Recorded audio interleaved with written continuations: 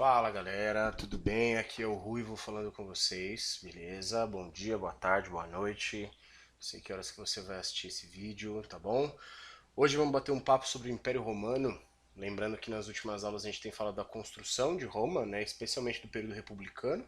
Hoje a gente fala aí da última fase da história da Roma Antiga, que é a fase do Império, tá? De 27 a.C., que é o período, o momento, o ano, né? Que o Império é fundado por Caio Otávio, ou Otávio Augusto posteriormente, e até 476 depois de Cristo, que é o período de queda do último imperador romano, mas isso a gente vai discutir só na aula que vem, tá?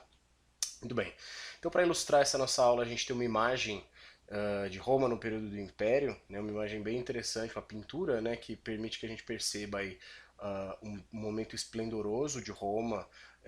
A quantidade de pessoas nessa imagem é muito grande, né, o que tenta trazer para a gente aí uma ideia de que Roma era uma cidade bastante populosa, que cruzava muitas pessoas de vários locais diferentes, né, e a riqueza, né? Então, uma imagem icônica aí para ilustrar a nossa aula, tá? Muito bem. Primeiro ponto para essa nossa aula é entender que o império ele vai trazer uma centralização administrativa que não existia até então. Tá?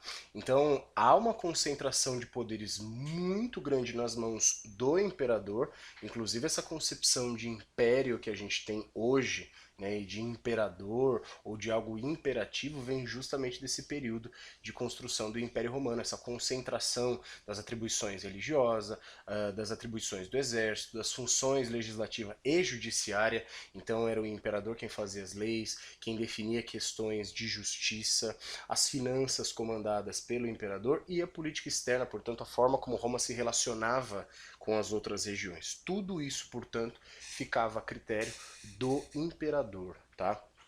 Isso significa, portanto, que a instituição que comandou Roma por muito tempo, né, e que existiu desde o surgimento de Roma, que é o Senado, ela se enfraquece durante o Império. Ela continua existindo, mas ela se enfraquece, né? Então as atribuições do Senado elas vão se reduzir e, resumidamente, aí a gente pode falar que o Senado vai ficar responsável apenas pelo controle de pequenas províncias, né, de expressar algumas insatisfações, especialmente do patriciado romano, enfim. Mas nem de longe é o Senado que comandou Roma por alguns séculos, né? Agora essa função fica a critério especialmente do imperador, tá? Bom, o imperador romano, e isso começa justamente com Otávio Augusto, ele forma uma espécie de elite imperial.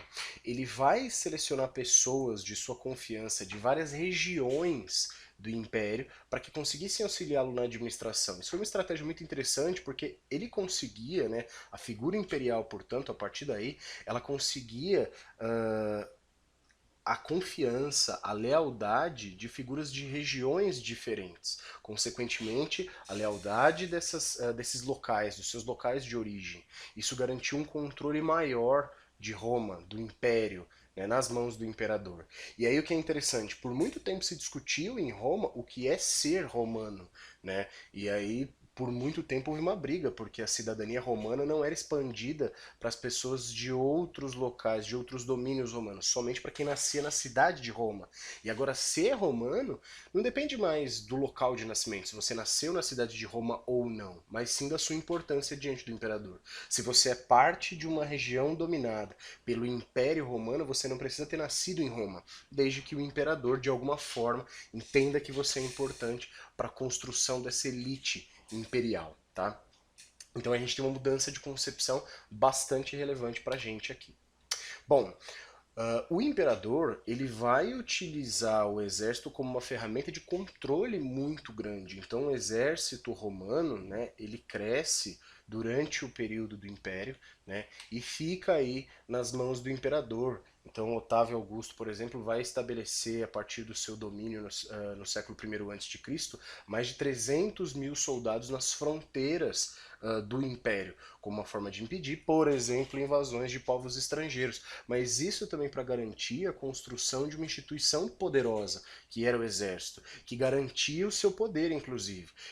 E aí vai se criar, inclusive, a guarda pretoriana, que era uma guarda de elite, né? Não era somente o exército, mas sim um grupo de elite militar que garantia a proteção pessoal do imperador. Então é interessante perceber que o exército ele está sendo construído aí durante o império de uma forma que ele funcione não só como ferramenta militar, mas como ferramenta política para garantir, portanto, poder político, tá? Bom, e aí um ponto crucial para se compreender Roma, né, durante o período do Império, Roma vai depender, né, da agricultura escravista que se constrói ali a partir da expansão romana, ainda no período da República, né, então dos latifúndios escravistas, e aí interessante, a mão de obra escrava, ela vai ser, portanto, a base econômica do Alto Império Romano, né, então a aquisição de escravos ela vai ser super importante. Por isso que Roma, por um tempo, ela mantém ainda a prática da guerra, tá? E o comércio também, né? E aí é interessante perceber, Roma vai se tornar o coração do mar Mediterrâneo, né? E o Império Romano ele vai fazer com que as diferentes regiões do Mediterrâneo, o norte da África, a Península Ibérica, a Península Itálica, a região da Grécia, enfim, a Gália, tudo isso se conectasse, se integrasse por Roma. E aí, interessante notar, não é uma integração somente comercial, mas é uma integração cultural, né? Uma integração de convivência. A história desses lugares passam a se conectar, passam a se cruzar por conta da história romana, né? Então Roma vai fazer uma chave de ligação aí muito importante dentro do Mediterrâneo, tá? Bom, e por fim, ainda pensando na economia, a política de pão e circo que surge com Júlio César, ela se consolida a partir de Otávio Augusto, né? Então essa prática de ceder trigo, vinho, água para a plebe romana, concentrada em núcleos urbanos e entretenimento como forma de evitar conflitos sociais, isso se mantém, tá? Inclusive, grandes arenas vão ser construídas, né? O Coliseu, por exemplo, os circos máximos vai ser construído, vai ser a maior arena onde aconteciam as corridas de biga, né? Corridas com carros de guerra puxados por cavalos, enfim. Então, o pão e circo, pensando aí que a economia é uma forma de você lidar com os bens materiais, né? Administrar os bens materiais, o pão e circo é um ponto econômico, político econômico, né? Mas é um ponto importante de se notar na economia romana, tá? Bom, e aí um último ponto importante para a gente é durante o Alto Império Romano que surge o cristianismo, religião predominante no Ocidente até hoje, né, até os nossos dias, inclusive se você for conversar com amigos, com familiares, você vai notar que a religião cristã ela é predominante, tá? Surge, portanto, no Império Romano, em regiões de domínio romano. Surge no Oriente, né, mas se expande por todo o território do Império, tá? A princípio, a religião cristã, né, ela surge pelos ensinamentos de Jesus Cristo, Cristo que significa sagrado em grego, né? Jesus surgiu aí se colocando como o Messias, o Salvador, quem viria salvar as pessoas em nome de Deus, né? E ele pregou uma religião que falava de amor, né? Tanto que ele fala de amar o próximo como a ti próprio, de amar a Deus e no perdão, né? Para quem é cristão, para quem conhece o Pai Nosso, a gente fala: perdoai as nossas ofensas, assim como nós perdoamos a quem nos tem ofendido. Então, o perdão ele também é uma base importante do cristianismo, né? Só que o que é importante perceber é que Roma não era cristã. Né? Roma tinha o seu panteão, tinha suas divindades, era politeísta, cultuava uma série de deuses e vai perseguir os cristãos no início da história do cristianismo. Qual que é o grande problema? Né? Os cristãos eles não se submetiam à religião romana. aos deuses romanos. E pior, os cristãos eles não reconheciam a divindade do imperador. E é importante lembrar que quando a gente fala do Augustus, né, essa expressão, né, que surgiu aí com Otávio, Otávio Augustus, Augustus quer dizer divino. Então se ele é divino, ele é uma figura em que se coloca aí entre os deuses. E os cristãos não vão reconhecer a divindade do imperador justamente porque os cristãos são monoteístas, acreditam em uma só divindade, né? Pela sua religião não podem cultuar outros deuses. E isso vai acabar provocando uma perseguição muito grande aos cristãos, que vão ser torturados, vão ser assassinados, tá? Vão ter que fazer os seus cultos aí de maneira escondida, tudo bem? Mas é importante perceber que esse processo de perseguição, ele inclusive ajuda na consolidação do cristianismo, né? Porque muita gente não entendia exatamente por que os cristãos eram tão resistentes, por que eles não se dobravam diante dos romanos, né? E isso vai fazer com que os cristãos fossem ouvidos, especialmente por pessoas pobres, porque os cristãos, eles tinham uma promessa de vida no paraíso, de vida após a morte, entendendo que o que a gente está vivendo aqui na Terra é só uma passagem, que a gente tinha que se preocupar com a nossa vida além da Terra, né? No reino dos céus, no reino do Senhor, né? E não aqui na Terra. E o cristianismo prega inclusive que qualquer pessoa, rico, pobre, né, romano ou não, pode sim, né, ter essa vida no paraíso desde que cumpra as vontades de Deus, do seu Deus, né? Então essa é uma promessa que é muito atraente, especialmente para as pessoas pobres, para as pessoas que não tinham cidadania romana, etc., né? Criando alguma esperança. Isso vai gradativamente fortalecendo o cristianismo, tá?